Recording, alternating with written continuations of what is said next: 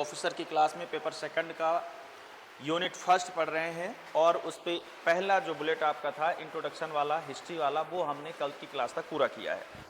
आज की क्लास में, आज इस 5वें लेक्चर में एफएसओ के हम लोग डिस्कस करने जा रहे हैं traditional food, topic number second unit first का।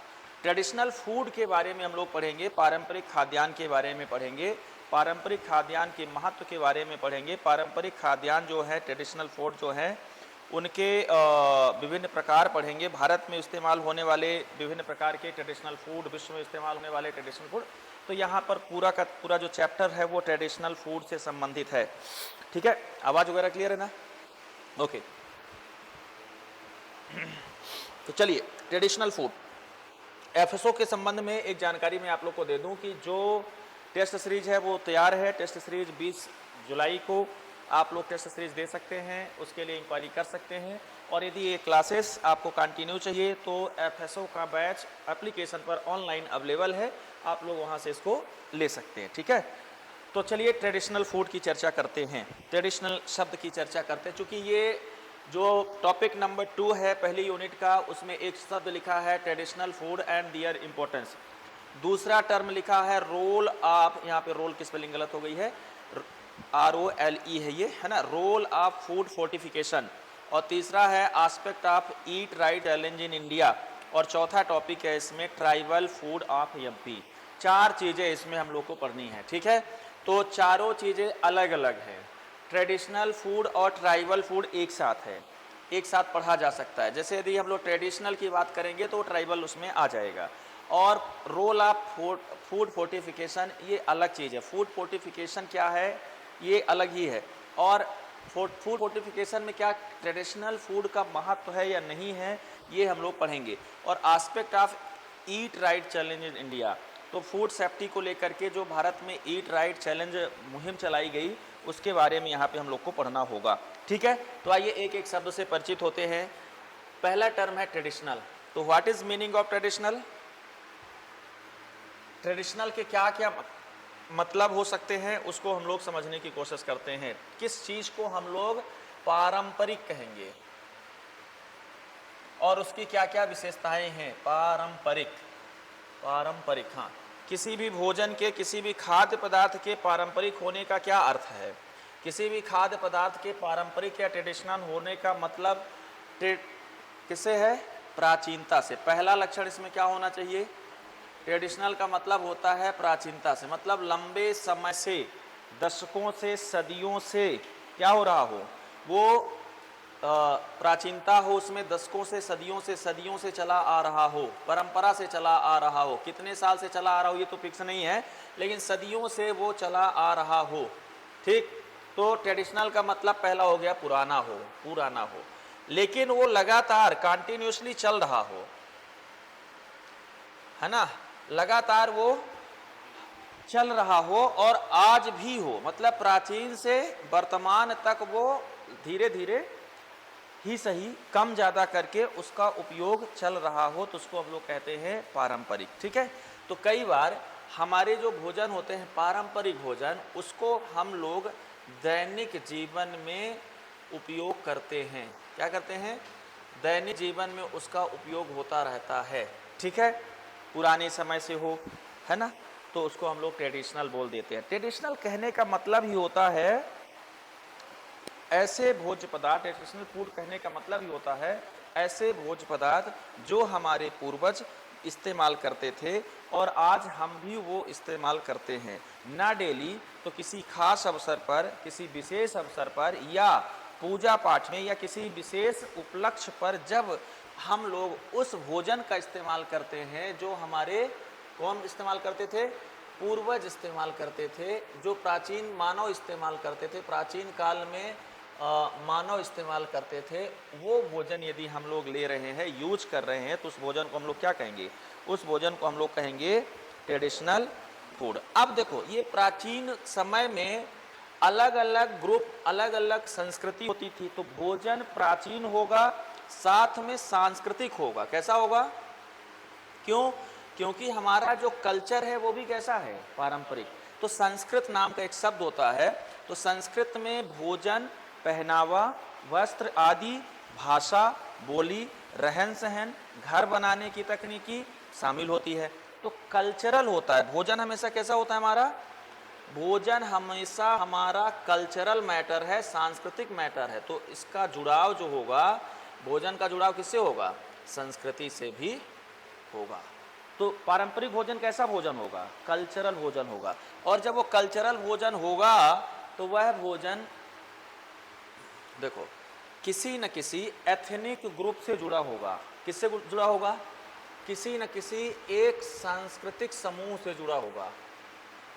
किससे जुड़ा होगा, सांस्कृतिक समूह से जुड़ा होगा, कल्चरल ग्रुप से जुड़ा होगा, जिसको हम लोग कई बार नृसमूह कह देते हैं। नृसमूह या इसी को कई बार एथनिक ग्रुप कह दिया जाता है।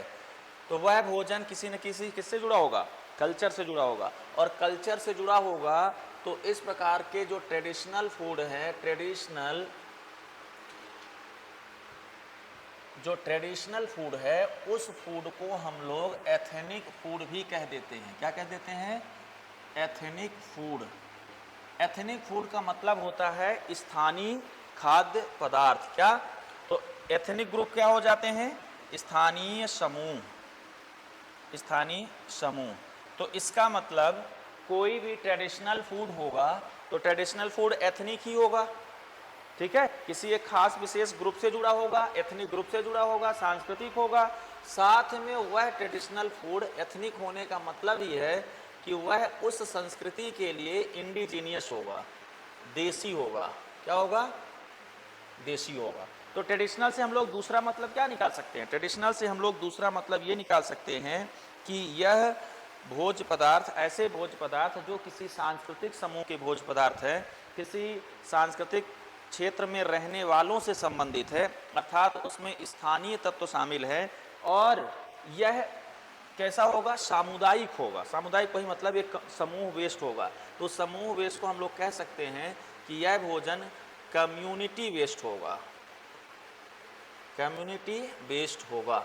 तो ऐसे सारे भोज्य पदार्थ जो कोई एक कम्युनिटी प्राचीन समय से उसका इस्तेमाल करते आ रहे हैं और उनकी पीढ़ियां भी लगातार उसका इस्तेमाल करती रही हैं, ऐसे सभी खाद्य पदार्थों को हम लोग क्या कहते हैं, क्या, ट्रेडिशनल फूड कहते हैं। ठीक है, तो ट्रेडिशनल फूड की हम लोग बात करेंगे तो किस संदर्भ में किया जाएगा ट्रेडिशनल फूड, भारत के संदर्भ में।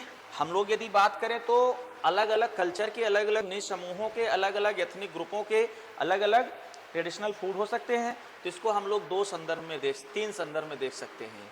एक तो हमारा वर्ल्ड का, अब चूंकि सिलेबस में नहीं लिखा है कहाँ का, तो हम लोग ग्लोबल कॉन्सेप्ट ऑफ क्या मान के चलते हैं, कि हम लोग मान के चलते हैं कि कुछ जरूरी यदि एथनिक फूड है, कुछ जरूरी ट्रेडिशनल फूड किसी विश्व का है, मतलब भारत के बाहर का है, तो वो भी हम लोग के पढ़ने का विषय हो सकता है। तो global concept of traditional food वैश्विक संदर्भ देख लेंगे। उसके अलावा इंडियन इंडिजीनियस ट्रेडिशनल फूड,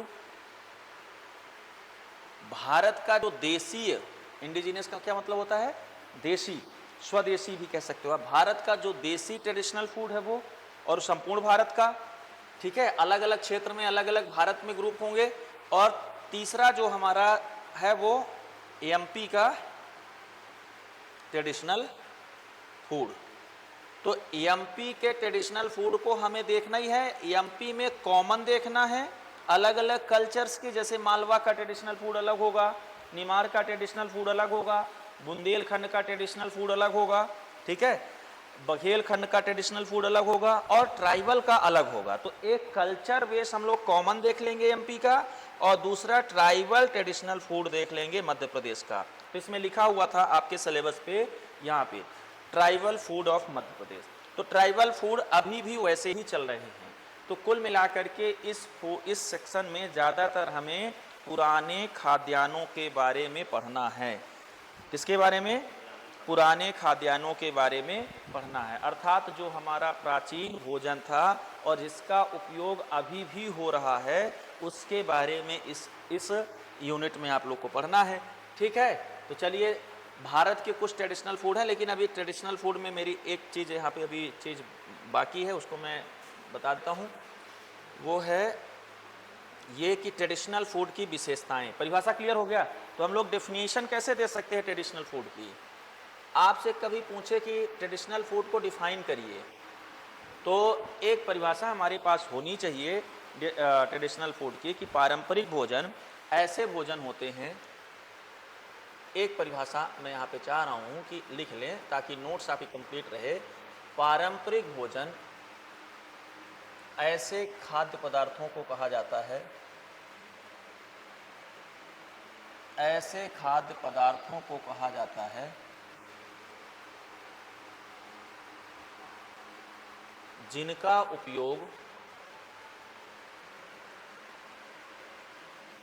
उपयोग कोई समूह, कोई समुदाय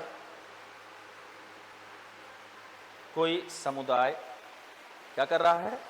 परंपरा आधारित या प्राचीन समय से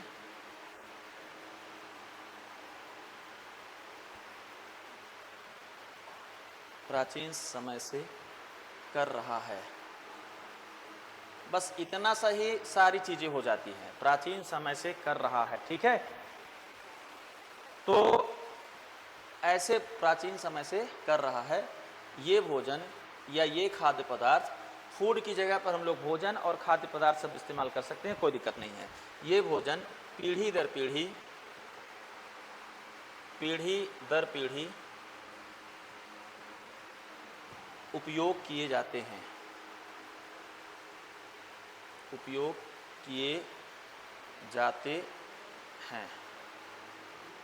ऐसा करके हम लोग डेफिनेशन दे सकते हैं।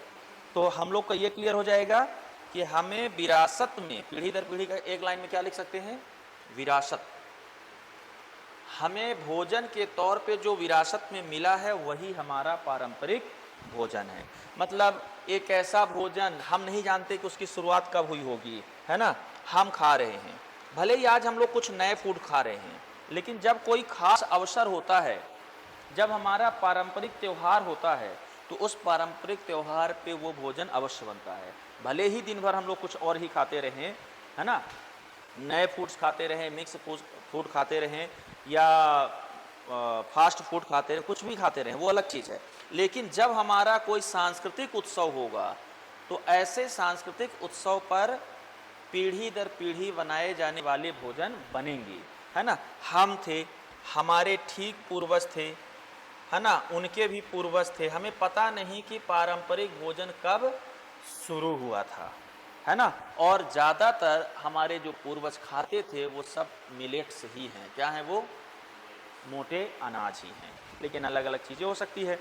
तो चलो आगे देखते हैं, पारंपरिक भोजन होने के लिए क्या क्या शर्तें हैं या पारंपरिक भोजन की क्या क्या विशेषताएं हैं। तो थोड़ा सा हम लोग पारंपरिक भोजन की विशेषताएं देख लें और क्यों महत्वपूर्ण है, पढ़ना क्यों महत्वपूर्ण है, आज हम लोग उनकी चर्चा क्यों कर रहे हैं, है ना। अब तो बीत गया, है ना, तो उसकी चर्चा क्यों कर रहे हैं। तो पारंपरिक भोजन, पहली बात तो ये विरासत से प्राप्त होते हैं। विरासत का मतलब समझ में आ गया? पीढ़ी दर पीढ़ी प्राचीन काल से प्राप्त है। ठीक, पहली बात। दूसरा, ये संस्कृति आधारित होते हैं, विशेषता है इसकी, संस्कृत आधारित होते हैं। तीसरी विशेषता इसकी है कि समुदाय विशेष पर लागू होते हैं या सामुदायिक होते हैं, सामुदायिक होते हैं। चौथी विशेषता है कि अधिकांशतः मोटे अनाज हैं। भारत में भी, बाहर भी बताता हूँ, अधिकांशतः ये मोटे अनाज हैं। ठीक। पांचवी विशेषता इनकी ये है कि खास अवसरों पर बनते हैं। कोई जरूरी नहीं है, लेकिन खास अवसरों पर अवश्य उपयोग होते हैं।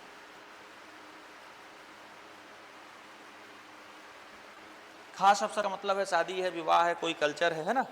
ठीक। दूसरा,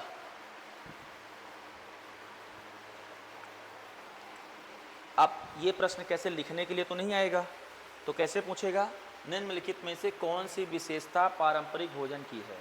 ऐसे प्रश्न पूछ सकता है आपसे, ठीक है। इनका सांस्कृतिक महत्व होता है, हो गया। पोषण से भरपूर होते हैं, यही इनकी सबसे बड़ी उपयोगिता है कि इनमें पोषण भरपूर होता है, पर्याप्त न्यूट्रिशन होता है, ठीक है। जनरली इनको बनाने के लिए हाथ का उपयोग करते हैं, तो ये हैंड मेड होते हैं, हाथ से पकाए जाते हैं, ठीक है ना, हाथ से बनाए जाते हैं, हाथ से पकाए जाते हैं, ठीक। इनमें लो प्रोसेसिंग होती है, मतलब प्रोसेस्ड कम होते हैं, कम प्रसंस्कृत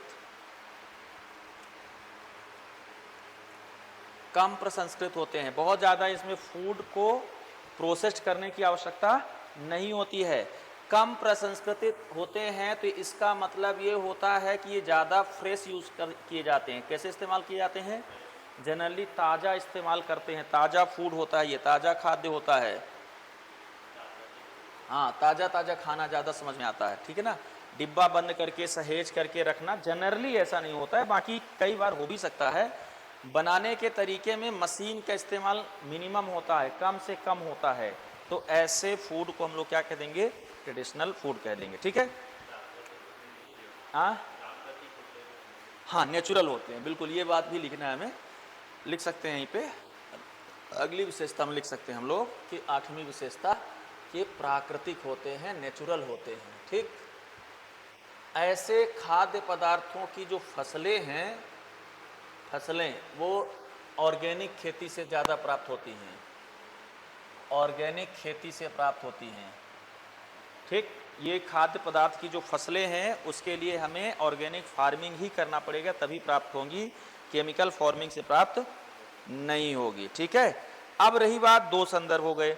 हमें ट्रेडिशनल फूड पढ़ना है, तो हम तो सिर्फ जब ट्रेडिशनल फूड कहेंगे तो किसका पढ़ेंगे? जनरली इससे ये निकलता है कि हम भारत का पढ़ेंगे, ठीक है। लेकिन हम इसको यहाँ पे पढ़ने के दृष्टि से 2 भागों में बांट देते हैं।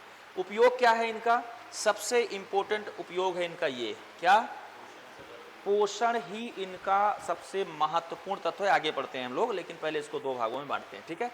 ट्रेडिशनल फूड क्यों इंपॉर्टेंट है? पोषण के लिए इंपॉर्टेंट है। ट्रेडिशनल फूड्स में बहुत सारे ऐसे पोषक तत्व पाए जाते हैं जो आज के हमारे दिनचर्या के हिसाब से फिट बैठते हैं। जैसे जो मिलेट्स हैं, पर्याप्त कार्बोहाइड्रेट्स होने के बाद भी वो शुगर नहीं बढ़ाते हैं, ठीक। ये इनकी बहुत विशेषता हो गई। तो ये फोर्टिफिकेशन में भी मदद कर सकते हैं, साथ में पोषण से भरपूर है। ट्रीटमेंट में भी, जैसे शुगर के उपचार में लोग कोदो कुटकी का इस्तेमाल करते हैं, है ना, मतलब कार्बोहाइड्रेट तो हमें एनर्जी के लिए चाहिए ही, तो कार्बोहाइड्रेट भी दे दे और शुगर भी ना बढ़ाए, तो ये बहुत अच्छे से इस्तेमाल हो सकते हैं। तो बीमारियों में उपचार के लिए इस्तेमाल किए जाते हैं। आजकल जो हमारे कुछ ट्रेडिशनल फूड हैं, कुछ वो मेडिसिनल प्लांट हो गए हैं या मेडिसिनल फूड के तौर पर भी इस्तेमाल होने लगे हैं, ठीक है। तो यदि हम लोग बात करें भारत और विश्व के, तो 2 संदर्भ में हम लोग कह सकते हैं कि हमारे जो ट्रेडिशनल फूड है उसका एक एस्पेक्ट हम लोग क्या लगाएंगे? ग्लोबल का, और दूसरा हम लोग क्या लगाएंगे? इंडियन एस्पेक्ट, और इंडिया में ही हम लोग देखेंगे अलग से एमपी का, ठीक है। क्लियर है? अभी थोड़ा सा हम लोग इनकी यूटिलिटी पढ़ लेते हैं, फिर इस पर आते हैं। ये हमने एक मैप तलाशा है कहीं से, इसको मैं थोड़ा सा बता दूंगा, लेकिन अभी हम लोग थोड़ा सा पहले यूटिलिटी पढ़ लेते हैं। उपयोगिता, महत्व, क्या महत्व है इनका? यूटिलिटी क्या है? क्यों चर्चा कर रहे हैं हम लोग? यूटिलिटी ऑफ ट्रेडिशनल फूड, ठीक। ट्रेडिशनल फूड का क्या क्या महत्व है? तो एक चीज क्या हो गया? न्यूट्रिशनल इंपॉर्टेंट,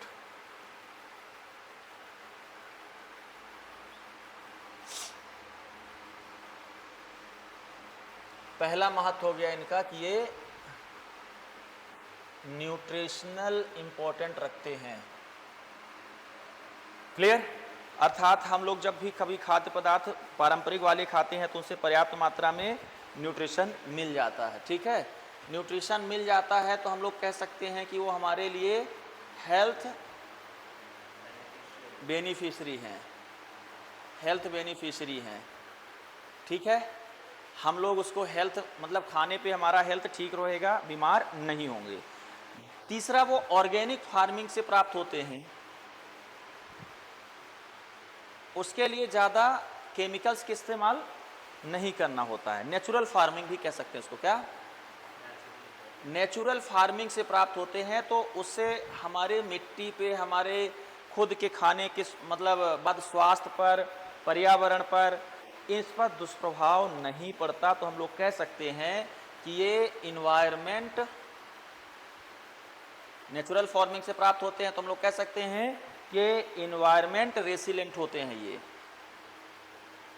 इन्वायरमेंट रेसिलेंट होते हैं, पर्यावरण के हितैषी हैं, पर्यावरण के विरुद्ध नहीं है, पर्यावरण के अनुकूल हैं। ठीक है, ये खेती इनकी ऑर्गेनिक हो जाती है, ये क्लाइमेट पर बुरा असर नहीं पड़ता, इसको हम लोग कह सकते हैं कि क्लाइमेट रेसिलेंट भी होते हैं। रेसिलेंट का मतलब अनुकूल समझ लीजिए, क्लाइमेट अनुकूल होते हैं। ठीक है, इसकी फार्मिंग आसान है। क्या है? आसान है, मतलब इसमें हम लो इनपुट कॉस्ट पर मैक्सिमम आउटपुट प्राप्त कर सकते हैं। यदि हम लोग खेती के दृष्टि से देखें तो भी उपयोगी है ना। तो इम्पोर्टेंस ऑफ ट्रेडिशनल फूड या ट्रेडिशनल फूड इम्पोर्टेंट। ठीक है, तो अभी ये लो इनपुट कॉस्ट पर हमको मिल जाते हैं, जिससे हमें मैक्सिमम आउटपुट निकल जाता है। दूसरा इनका इम्पोर्टेंट ये है कि ये हमारे फूड सिक्योरिटी को बढ़ाते हैं, फूड सिक्योरिटी को इंक्रीज करते हैं, increasing our food security. Clear है? लंबे समय तक चल सकते हैं, टिकाऊ होते हैं, टिकाऊ होते हैं। ठीक है, टिकाऊ को अपन इंग्लिश में क्या बोल सकते हैं, देखना पड़ेगा मुझे, लॉन्ग लाइफ लिख सकते हैं अभी अपन, है ना। तो ये इनकी लाइफ जो होती है वो लॉन्ग लाइफ होते हैं, है ना, टिकाऊ होते हैं, लंबे समय तक चल सकते हैं, लंबे समय तक खराब नहीं हो सकते, बिना पेस्टिसाइड के लंबे समय तक घरों पे पड़े रहते हैं, है ना। तो ये इनका महत्व है। ये हाँ हो गया, ठीक है, समझ गए हैं। दूसरा ये कल्चरल रूटेड होते हैं, तो पारंपरिक भोजन कल्चरल रूटेड होने के कारण सांस्कृतिक महत्व के भी होते हैं। ठीक है, और ये हमारे बायोडाइवर्सिटी को भी सपोर्ट करते हैं, सपोर्टिंग बायोडाइवर्सिटी, बायोडाइवर्सिटी सपोर्टिंग, है ना, सपोर्ट्स बायोडाइवर्सिटी, बायोडाइवर्सिटी को सपोर्ट करते हैं। तो बहुत सारा महत्व है ट्रेडिशनल फूड के। आपसे बताए पूछा जाए कि ट्रेडिशनल फूड की चर्चा हम क्यों बार बार करते हैं, तो आप कह सकते हैं कि इन वजहों से हम लोग ट्रेडिशनल फूड की चर्चा करते हैं। ठीक है, क्लियर हो गया। अब हमने कहा कि ये ट्रेडिशनल फूड कल्चर बेस होते हैं और पूरा भारत हमारा कई कल्चर पे बटा हुआ है। तो यदि हम लोग देखें भारत के संदर्भ में, तो ट्रेडिशनल फूड भारतीय संदर्भ में देखें तो ये अपना कश्मीर का अलग टेस्ट है, वहाँ का ट्रेडिशनल फूड कुछ और होगा। कश्मीर में भी दो पार्ट बटे हुए हैं, किधर का है किधर का। ये वाला पार्ट एक्सप्लेन कर देते हैं पहले। भारत मैप क्लियर हो रहा है क्या?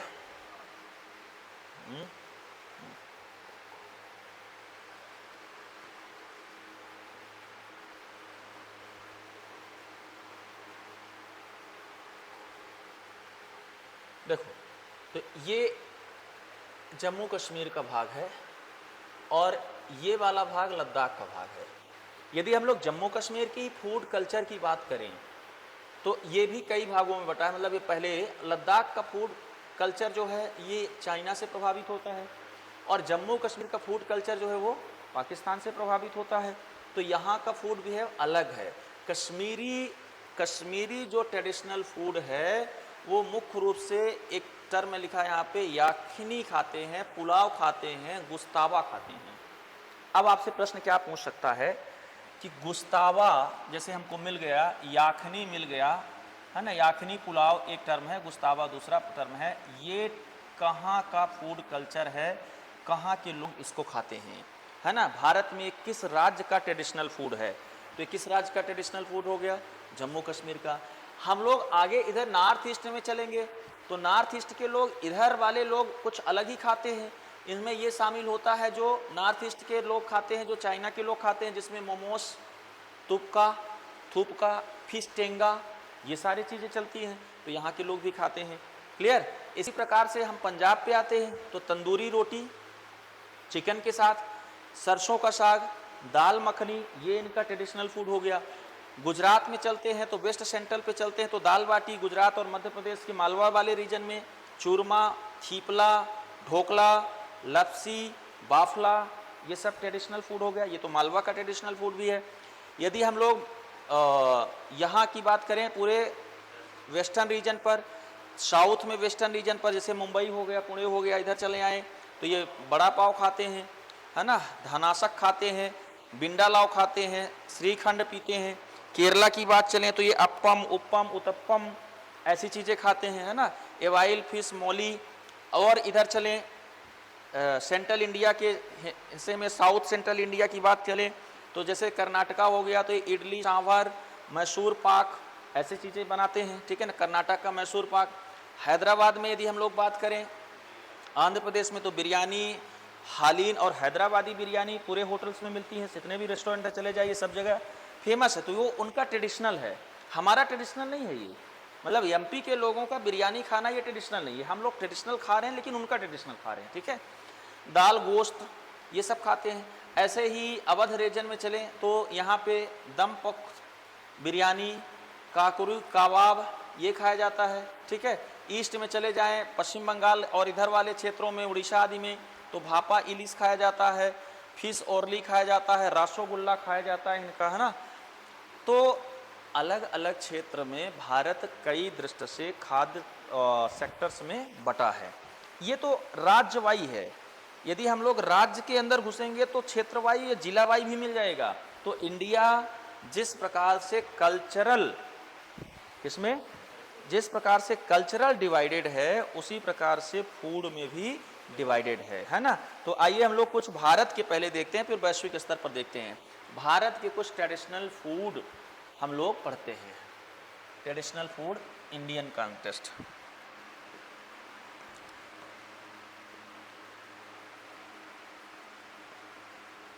Indian context traditional food.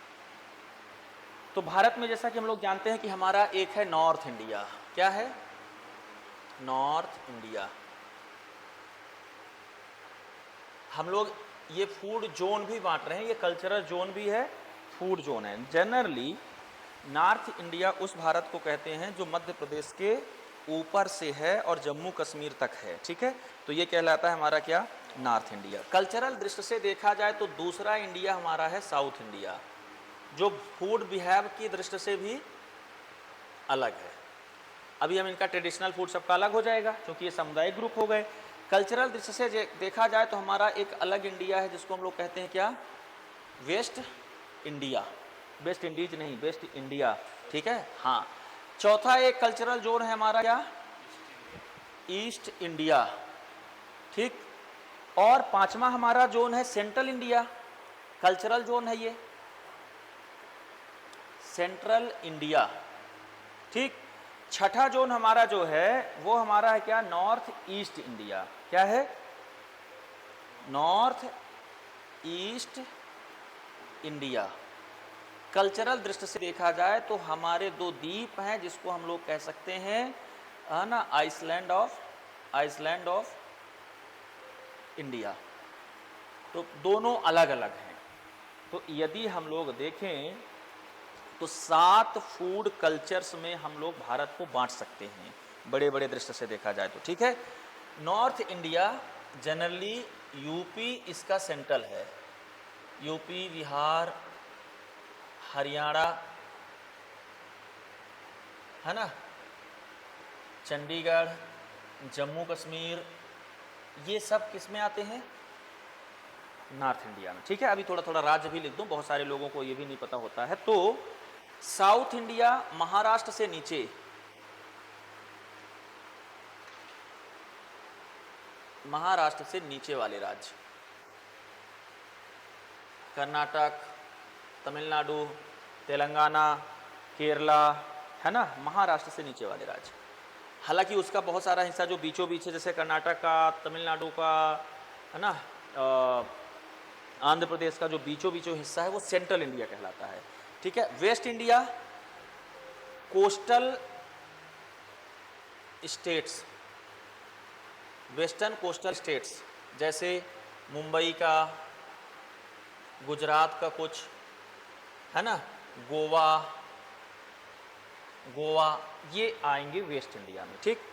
Eastern India जैसे वेस्ट बंगाल, उड़ीसा, है ना, कुछ हिस्सा आंध्र प्रदेश का, ये हो जाएंगे हमारे, और कुछ हिस्सा जो है अपना तमिलनाडु का, ये हो जाएंगे। जो कोस्टल वेस्टर्न कोस्ट होगा, ईस्टर्न कोस्ट होगा वो। Central India MP, CG, Maharashtra, ये सेंट्रल इंडिया का हिस्सा है। ठीक। North east India 7 sister state पूरा, जिसमें अरुणाचल प्रदेश, नागालैंड, त्रिपुरा, असम, मेघालय, मणिपुर, सिक्किम, ये आएंगे। ठीक है ना। तो 7 सिस्टर स्टेट ऑफ भारत। और आइसलैंड इंडिया, 2 आइसलैंड जो हैं अलग अलग राज्य के रूप में, दोनों का फूड भी है अलग अलग है। ठीक है। एक तो हमारा लक्षद्वीप और दूसरा हमारा अंडमान, हाँ, अंडमान निकोबार द्वीप समूह। तो यदि हम लोग भारत को फूड कल्चरल दृष्टि से देखें तो ये हमारे क्या हैं, food culture zone of India है। वैसे भी हैं लेकिन क्लाइमेटिक जोन नहीं है ये क्या है, ये भारत के फूड जोन हो सकते हैं, ये भारत के फूड कल्चरल जोन हो सकते हैं। क्लियर है। अलग अलग कल्चर पे, अलग अलग क्षेत्र पे अलग अलग भोजन खाएंगे लोग यहाँ पे। अब हम लोग देखेंगे कि नॉर्थ इंडिया के लोगों का ट्रेडिशनल फूड क्या है, साउथ इंडिया के लोगों का ट्रेडिशनल फूड क्या है, क्या क्या खाना पसंद करते हैं। तो आइए देखते हैं। सबसे पहले नॉर्थ इंडिया, यहाँ से लिखना शुरू करता हूँ, थोड़ा ज़्यादा लिखना पड़ सकता है। और किसी का कल्चरल फूड वही क्यों है ये भी जानना जरूरी है। क्यों? क्योंकि वहाँ क्लाइमेट ऐसा है कि वही फसलें ज़्यादा पाई जाती हैं जो वो लोग खाते हैं। जनरली खाएंगे वही जो उत्पादन होगा, उत्पादन वही होगा जिस हिसाब से वहाँ की मृदा होगी, सॉइल होगी, जिस हिसाब से वहाँ की क्लाइमेट होगा, जिस हिसाब से वहाँ के लोगों ने जो खाना सीख लिया होगा। हो सकता है कि वो चीज़ हमारे यहाँ भी होती हो लेकिन हम उसको घास के रूप में इस्तेमाल करते हों, पशुओं को खिला देते हों, लेकिन वही वहाँ के पूर्वजों ने सीख लिया तो वो खुद खाना सीख गए और जो हम यहाँ चाव से खाते हैं वो पशुओं को खिलाते हों। ऐसा भी हो सकता है, कई बार कल्चर में ऐसा हो जाता है। तो ट्रेडिशनली देखा जाए नॉर्थ इंडिया का जो ट्रेडिशनल फूड है, क्या पसंद करेंगे यहाँ पे ट्रेडिशनल फूड में? लिट्टी चोखा, हाँ होगा, बिल्कुल होगा, है ना। दाल चावल भी होगा, रोटी भी है, हम लोग का ट्रेडिशनल ही है, सबको हम लोग कह सकते हैं। लेकिन जैसे राज्य वाई होगा, है ना, तो इसको मैं स्टेट वाई बाद में बता दूंगा। लेकिन अभी हम लोग चलते हैं जैसे सरसों की साग, मक्के की रोटी, है ना। तो ऐसे सवाल भी हो सकता है, हिंदी में लिख देता हूँ थोड़ा, ये ज़्यादा सही रहेगा। मक्के की रोटी,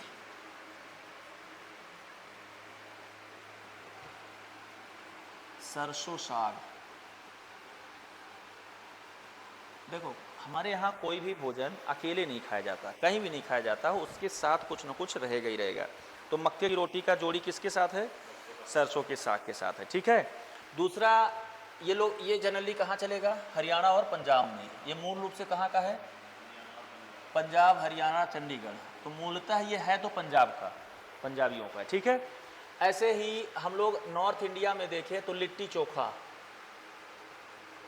ये ट्रेडिशनल है, लिट्टी चोखा। और राज्य की यदि हम लोग बात करें तो मूलतः ये बिहार का, पर बिहार से लगा हुआ उत्तर प्रदेश भी और बिहार से लगा हुआ आपका पश्चिम बंगाल भी हो सकता है लिट्टी चोखा खाते हो, लेकिन मूलतः बिहार का लोग। ठीक है। राजमा चावल, राजमा के साथ किसकी जोड़ी मिलेगी? हो सकता है कि ऐसे भी सवाल आ जाएं, आपसे पूछ ले। तो राजमा चावल मूलतः कहाँ का है? ये मूलतः यूपी का है। कहाँ का? ये उत्तर प्रदेश का है ट्रेडिशनल फूड राजमा चावल। और भी बहुत सारी चीज़ें लोग खाते हैं, जैसे मान लेते हैं कि छोले भटूरे, दिल्ली, चंडीगढ़ ट्रेडिशनल है।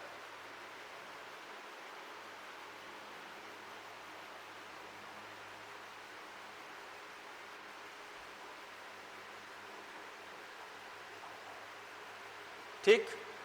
अभी मैं बात कर रहा था इधर जम्मू कश्मीर का क्या था, याखनी, पुलाव और गुस्तावा।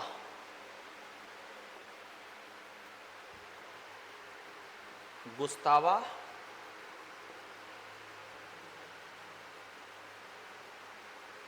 याखनी, पुलाव, ये कहाँ का हो गया, जम्मू कश्मीर का।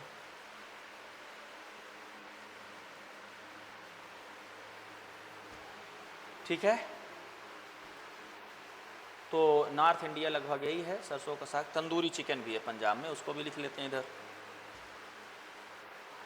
अब जैसे हम लोगों ने चर्चा किया था कि जो संस्कृतियां डेवलप हुई थी तो लोग पका करके तंदूरी बनाना सीख गए थे, तो तंदूरी के साथ जनरली चिकन ही, और फिर धीरे धीरे लोग पनीर खाना सीख गए तो तंदूरी पनीर खाते हैं, है ना। तो तंदूरी के साथ चिकन ये पंजाब हरियाणा का ही है।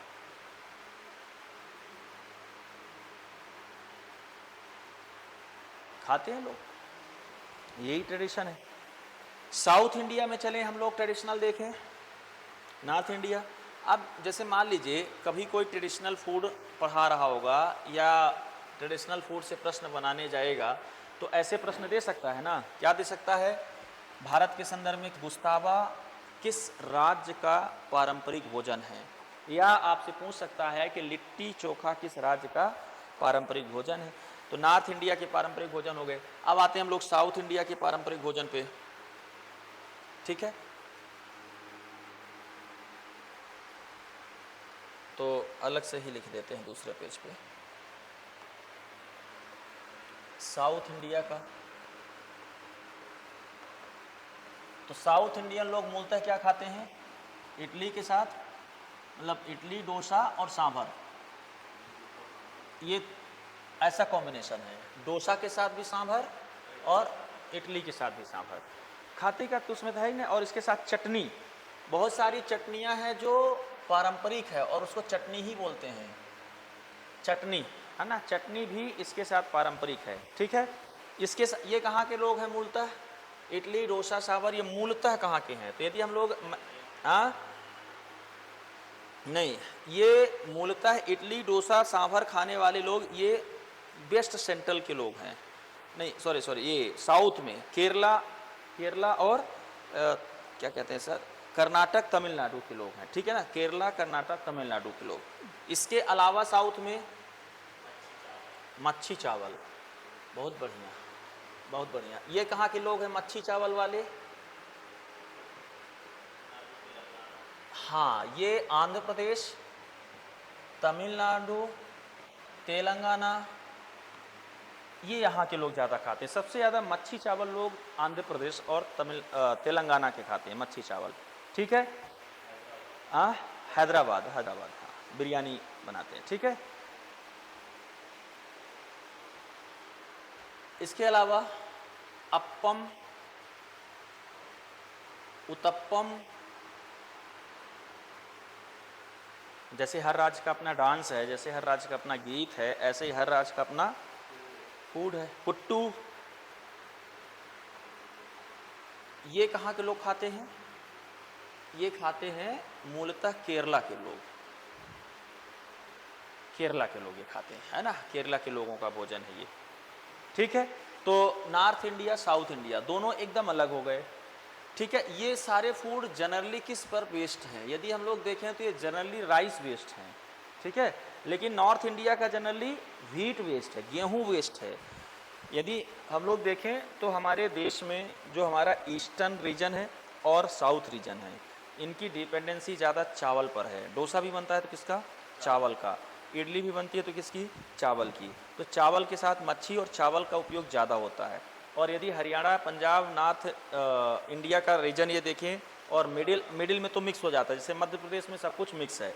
यहाँ के लोगों का हम लोग देखें तो ज़्यादातर क्या पसंद करेंगे, गेहूँ वेस्ट है, क्योंकि हमारे यहाँ ये वाले क्लाइमेट में गेहूँ ज़्यादा होता है और ईस्टर्न क्लाइमेट और साउथ क्लाइमेट में ज़्यादा धान अच्छी होती है, फसल में धान अच्छी होती है, गेहूँ कम होता है, वहाँ गेहूँ के लिए मैदानी क्षेत्र नहीं है।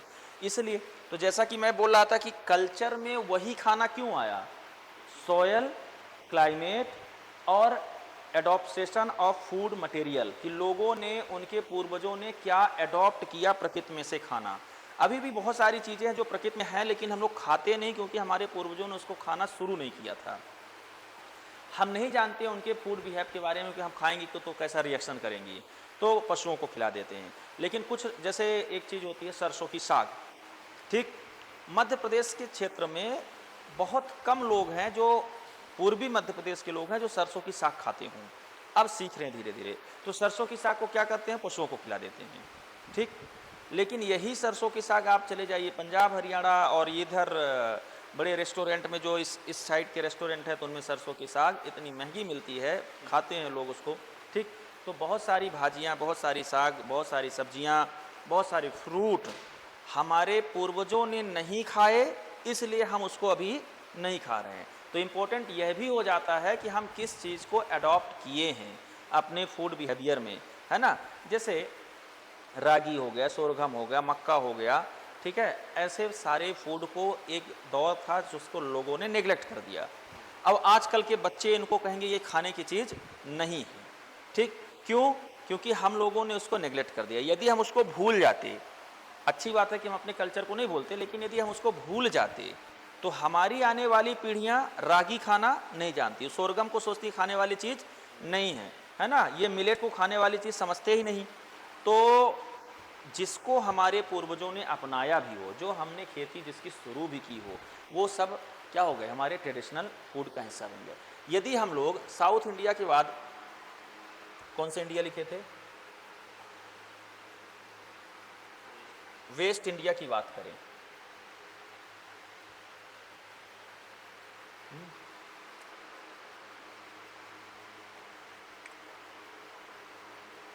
तो वेस्ट इंडिया कौन सा हिस्सा क्षेत्र हो गया, वेस्टर्न कोस्ट, ठीक है। वेस्टर्न कोस्ट कहाँ से आएगा, गुजरात से लेकर के पूरा का पूरा केरला तक, है ना।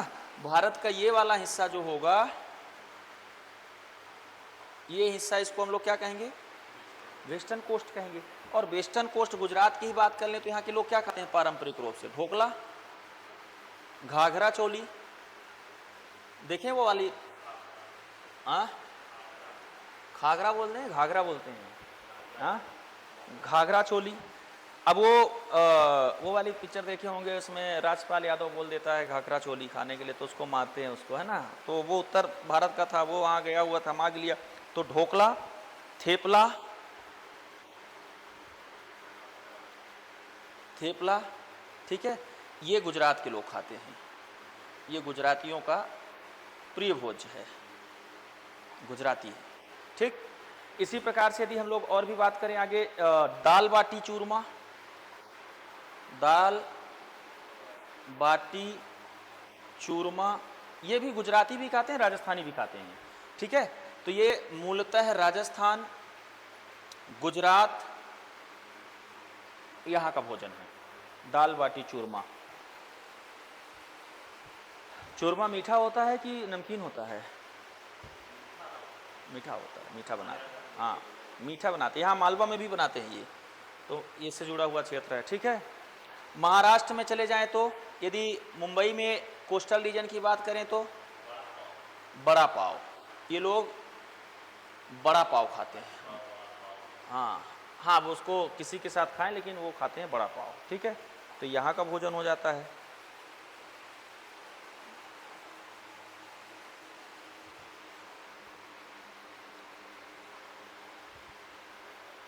गोवा में एक भोज पदार्थ बनता है जिसको उधियू बोलते हैं, उधियू, ये गोवा का पारंपरिक भोजन है, ठीक है।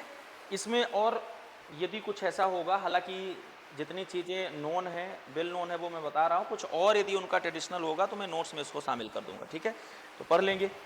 तो ये हो गया वेस्टर्न इंडिया का। यदि हम लोग ईस्टर्न इंडिया पे आए तो जैसा कि अभी हम लोग देखा था कि ईस्ट इंडिया के लोग, ईस्टर्न इंडिया, है ना, ईस्टर्न इंडिया कौन सा क्षेत्र कहलाएगा।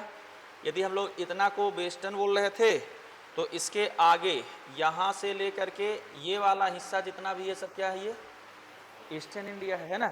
ईस्टर्न इंडिया के लोग, इसमें दो हिस्से हैं, एक तो नॉर्थ इंडिया अलग से पूरा कल्चर जोन है, और दूसरा जो है वो पश्चिम बंगाल से लेकर के यहाँ तक का पूरा एक अलग हिस्सा है, ठीक है। तो जैसे पश्चिम बंगाल की ही बात करें तो इनके पारंपरिक भोजन में मुख्य रूप से क्या है, तो पश्चिम बंगाल, बिहार लिट्टी चोखा मूलतः खाते हैं, है ना। तो लिट्टी चोखा खाएंगे ही, कोई दिक्कत ही नहीं है। बिहार के साथ साथ ये वेस्ट बंगाल का भी है। वेस्ट बंगाल के लोग स्वीटनेस के लिए रासोगोला का इस्तेमाल करते हैं, रासोगोला, है ना, बोलते भी ऐसे ही रासोगोला। इसके अलावा यहाँ के लोग क्या खाएंगे, मेहर खाते हैं,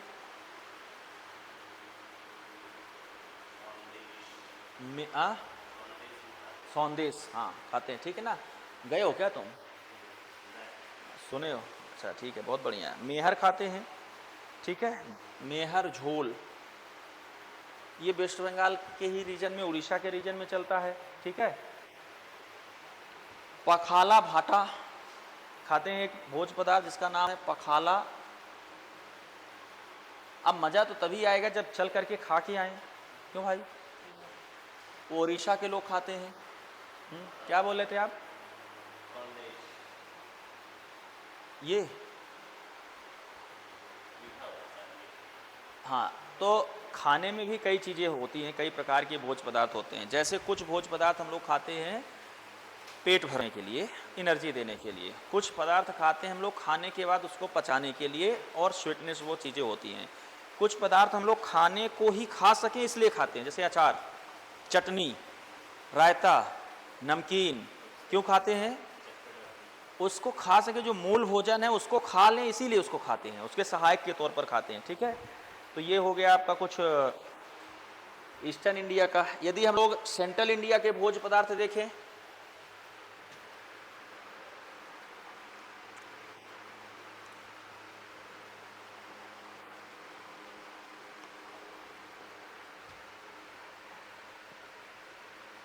सेंट्रल इंडिया के भोज पदार्थ देखें तो सेंट्रल इंडिया में तो दाल चावल दोनों बेस्ड रहता है, दाल भी रहता है, चावल भी रहता है और राइस भी रहता है। तो यदि मध्य भारत का देखें तो राइस भी है, व्हीट बेस्ड पदार्थ भी हैं और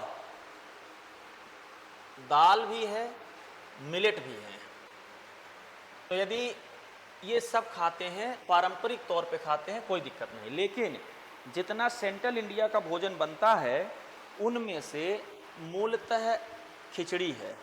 क्या, खिचड़ी, क्योंकि ये सब मिला भी देंगे तो खिचड़ी भी हो जाएगी, है ना। तो पारंपरिक भोजन में भी खिचड़ी शामिल है।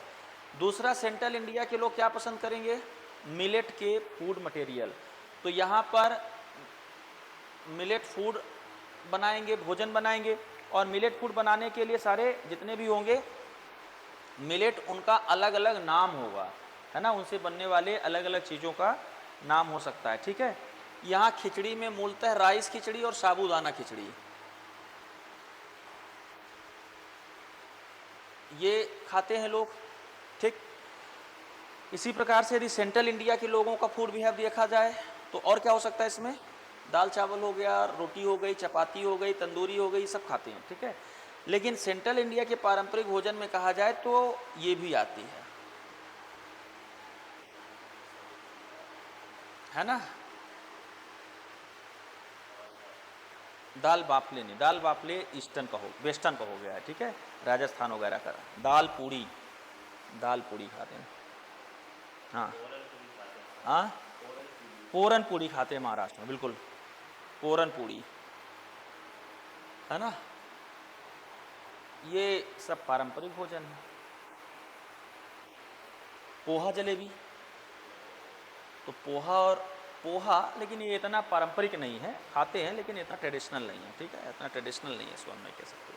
तो पोहा तो ऐसा है कि इंदौर में आ जाइए, है ना, तो रात को 2 बजे भी पोहा उबल रहा है खाने के लिए, और 150-200 लड़के खा भी रहे हैं। यहीं पर एक दुकान है आगे, है ना, तो लगभग 200 लोग रात को 2 बजे पोहा खाते हैं और चाय पीते हैं और सिगरेट पीते हैं। देखे हो तुम, गए हो कभी, हाँ, तो खाइए भाई। नॉर्थ ईस्ट इंडिया पे चलें, इंटरेस्टिंग है, पारंपरिक तौर पे क्या खाते हैं।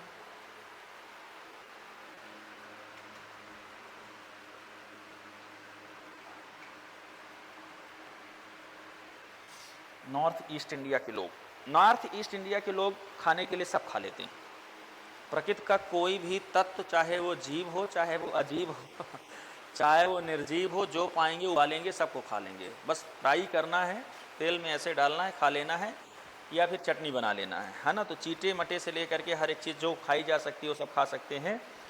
और मूलतः यहाँ के लोग बाँस भी खाते हैं, है ना। तो ये लोग मतलब इनके भोजन में बाँस भी एक आधार होता है, बम्बू बेस्ड भोजन भी बनते हैं। तो बम्बू शूट करी खाते हैं। तो अब देखो, अभी जैसे मैं कह रहा था कि हमारे पूर्वजों ने क्या अपनाया, यह भी महत्व है रखता है। तो इनके पूर्वजों ने बाँस, चूँकि यहाँ बाँस होते हैं छोटे छोटे, और जैसे ही बाँस निकलता है तो उसकी हरी हरी जो पत्तियाँ होती हैं, छोटे छोटे बाँस की पत्तियाँ नहीं बल्कि वो बाँस का जो लच्छा होता है, उस लच्छे को काट काट काट करके तेल में तल करके उसका बम्बू करी बना लेते हैं। और जैसे हम लोग मीठी नीम की पत्ती की करी यूज करते हैं, ऐसे इसका इस्तेमाल करते हैं। तो इनके ट्रेडिशन में शामिल है ये बम्बू करी पत्तियाँ, ठीक है। ये एक भोजन बनाते हैं थूकिया। क्या बनाते हैं? थूकिया, थूकपा, ये सब इनका भोजन है, थूकापा, ठीक। ऐसे भोज पदार्थ ये कहीं से भी पदार्थ प्राप्त कर लेंगे। ये शुअर का मांस बहुत पसंद करते हैं पारंपरिक रूप से, जिसको स्मोक्ड पोर्क कहते हैं, स्मोक्ड पोर्क कहते हैं, ठीक है। कुछ भी खाते हैं, सांप भी खाते हैं, बिच्छू भी खाते हैं पारंपरिक तौर पे, है ना। सांप बिच्छू मटे सब खा लेते हैं, चीटियाँ उटियाँ सब चटनी उटनी बना करके अपना। तो ये चाइनीज मतलब फूड से ज़्यादा प्रेरित एरिया है ये, तो कुछ भी खाया जा सकता है। यदि हम लोग सब हो गए ना, कोस्टल में हो गया, द्वीपी भारत बचा है शायद, आइसलैंड वाला, वेस्टर्न हो गया, हाँ आइसलैंड। तो आइसलैंड का फूड बिहेवियर क्या हो सकता है? देखो, आइसलैंड बहुत ज़्यादा प्राचीन नहीं है, मतलब यहाँ से ऐसा नहीं है कि बहुत पुराने लोग रहते थे, और जो लोग गए हैं वो लोग यहीं लैंड वाली जगह से ही गए हैं। तो यदि हम लोग लक्षद्वीप की बात करें तो इनका पूरा का पूरा कल्चर केरला के लोगों से मिलता जुलता है, ठीक है, क्योंकि केरला के लोग ही लक्षद्वीप पे ज़्यादा रहते हैं। और यदि हम लोग अंडमान निकोबार की बात करें तो मतलब इनका जो फूड है वो साउथ इंडियन है, ठीक। साथ साथ अब चूंकि द्वीप से घिरे हुए हैं तो क्या करेंगे? मछली, तो मछली इनका ट्रेडिशनल है, चूंकि ये ट्रेडिशनली वहाँ पाए नहीं जाते थे, ये केरला के लोग जाकर के वहाँ बसे हैं। अंडमान निकोबार थोड़ा पुराना है, यहाँ लोग बसे थे, यहाँ की जो संस्कृतियाँ हैं प्रसिद्ध हैं, और ये संस्कृति के लोग ज़्यादातर मीट पर आधारित है, कुछ भी खाएंगे जो मिल जाएगा, है ना।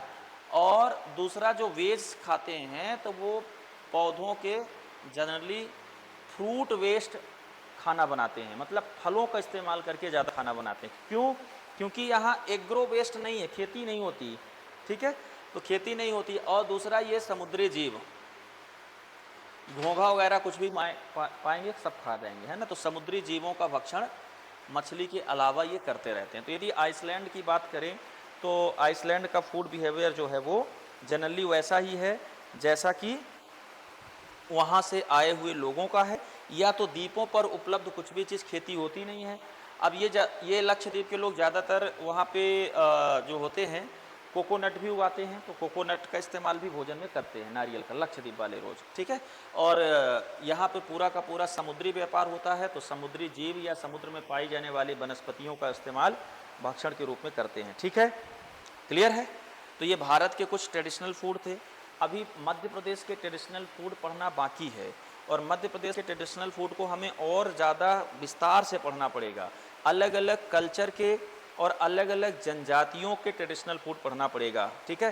तो ट्रेडिशनल फूड के अंतर्गत एक चीज़ हम लोग पढ़ लिए हैं, क्या? Traditional food and their importance. ये तो हो गया, शुरू में हो गया, एक लाइन में समाप्त हो गया। तो ये सब कुछ अभी जो बता रहे थे वो सब क्या था?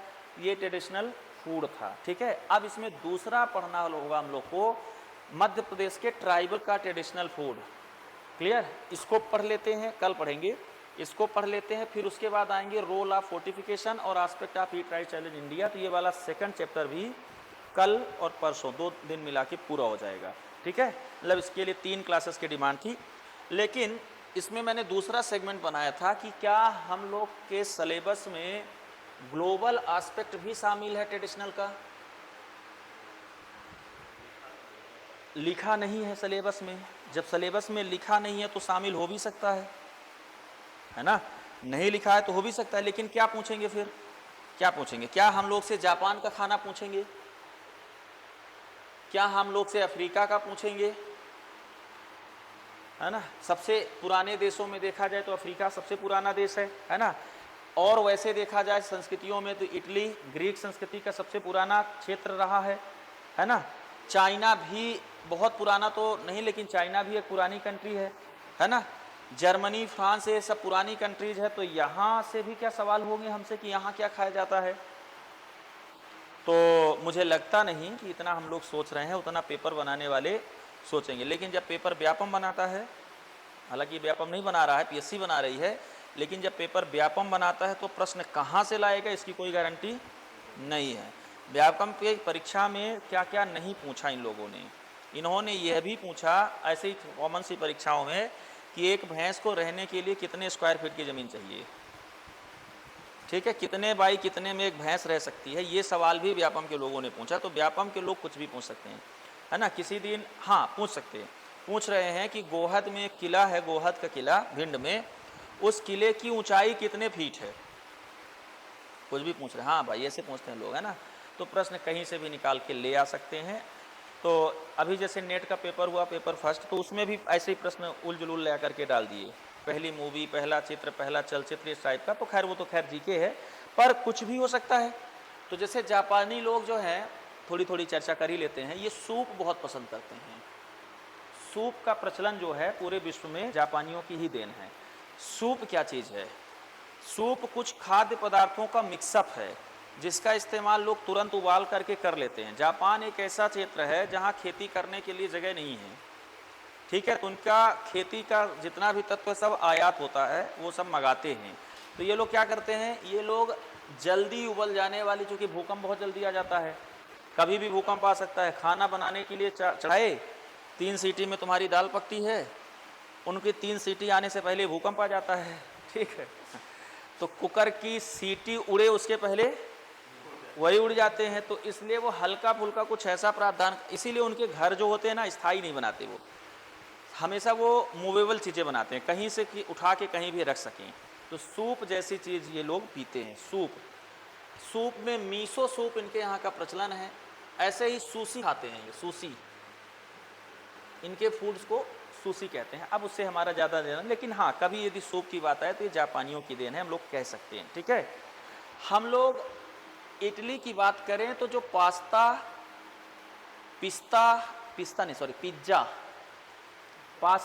पिज्ज़ा, ये इनकी देन है। किसकी देन है? ये ग्रीक लोगों की देन है ना। मार्घीटा ऐसे। तो अब चूंकि इन दोनों चीज़ों का इंडियंस इस्तेमाल करते हैं, तो मूलतः पूछा जा सकता है कि पास्ता और पिज्ज़ा का प्रचलन कहाँ से आया है? ये कहाँ से आया है? इटली से आया है, ठीक है।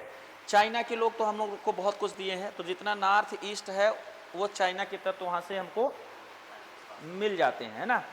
और मूलतः जो मोमोस है, चाइनीज है, नूडल्स हैं, है ना, ये इन्हीं की देन है। और हम लोग खाते हैं दिन में एक आध बार तो हो ही जाती है, मैगी से लेकर के पास्ता, हाँ कुछ भी। तो अफ्रीका की बात किया जाए तो अफ्रीका के लोग शुद्ध आदिवासी हैं। इनका जीवन वैसे ही है जैसे मध्य प्रदेश के जनजातियों का। तो ये कैसा है इनका जीवन? मिलेट वेस्ट है ना, ये मिलेट वेस्ट ही खाना खाते हैं। तो इसका मतलब है कि मोटे अनाज, है ना, मोटे अनाजों को यहाँ इंजेरा ऐसे नामों से जाना जाता है। तो ये इनके खाद्य पदार्थ है। अब इनके खाद्य पदार्थ यहाँ क्यों आएंगे? ये तो पहले से हमारे यहाँ, तो नया ऐसा कुछ प्रचलन यहाँ नहीं देखने को मिलता है, ठीक है। हाँ, फ्रांस में बगूटे खाते हैं लोग, बगूटे अभी होगा, जो होगा खाने को कभी मिलेगा तो फिर मैं बताऊंगा, अभी मिला नहीं है, ठीक है। हाँ, तो हो गया। और कुछ देश लिखा है, तो मैं अभी इस पार्ट को छोड़ दे रहा हूँ, पर ऐसे कभी कुछ सवाल आए तो आप लोग इसको सॉल्व कर लें, इसलिए यहाँ पे बता भी दिया हूँ कि पास्ता, पिज़्ज़ा, है ना, कहाँ का भोजन है, सूप कहाँ का भोजन है, नूडल्स कहाँ का मूलतः भोजन है, ऐसे करके जब सवाल आएंगे तो बन जाएंगे। ठीक है, अभी तो बहुत सारी चीज़ें हैं। यदि आप ग्लोबल रेस्टोरेंट पे जाएं, ठीक, तो ग्लोबल रेस्टोरेंट पे हर देश के फूड के मटेरियल्स के नाम लिखे रहते हैं। आपको जापान में ये चाहिए, जापानी चाहिए कि चाइनीज चाहिए, इंडियन चाहिए, है ना, क्या कहते हैं उसको, यूरोपियन चाहिए, है ना, कि कॉन्टिनेंटल चाहिए। कॉन्टिनेंटल क्या होता है? कॉन्टिनेंटल ऐसे होते हैं जो उसी महाद्वीप के लोग पसंद करते हैं, है ना। जैसे यदि हम लोग चावल की बात करें तो इंडियन सब कॉन्टिनेंटल के सारे लोग ऑलमोस्ट चावल पसंद करते ही करते हैं, कहीं ना कहीं इसका इस्तेमाल करते ही करते हैं, तो ये कॉन्टिनेंटल फूड हो गया। ठीक है, ऐसा।